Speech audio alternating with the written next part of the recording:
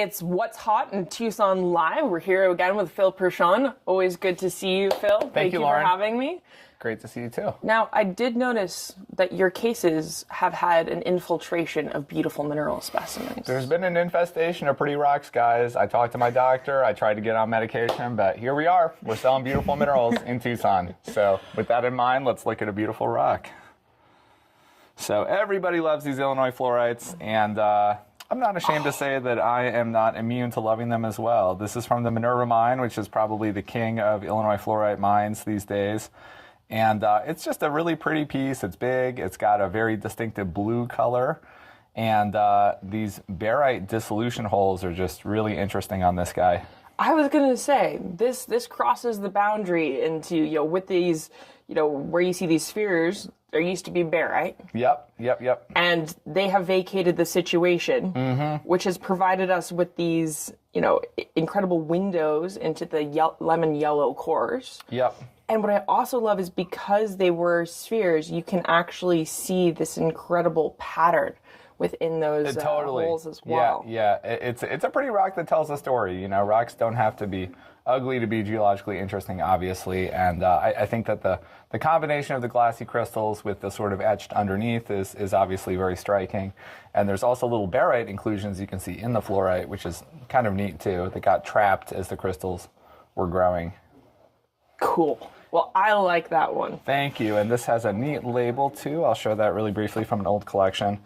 And there is the info there. And the label actually refers to blue over yellow zone cubes, pocs are where gas inclusions exploded, causing surface craters. That's not actually true, but I give them credit for creativity. Could you imagine having exploding fluorite? I know, exploding fluorite. Maybe this will be What's Hot in Tucson 2025. But I guess it does kind of look like the Verdun with those big, mortar shell craters. Yeah, exactly. I like that analogy. Okay, so we're going to stay on the pretty mineral thing for a little bit and go to southern China to the Xilu mine area. This is one of my favorite locations in China, and it's been a classic locality for azurite and malachite for many years. The first thing that came out were these azurite rosettes, and these started coming out actually in the 80s. They were one of the first things to be exported from China as far as minerals. Look at that blue. The blue is really stunning, and to get a cluster like this of multiple rosettes is really not common. Typically, these either have contacts, or they're incomplete, or the luster is not that great. But yeah, this is another one here where you just have a good luster and a really nice crystal form, kind of all around.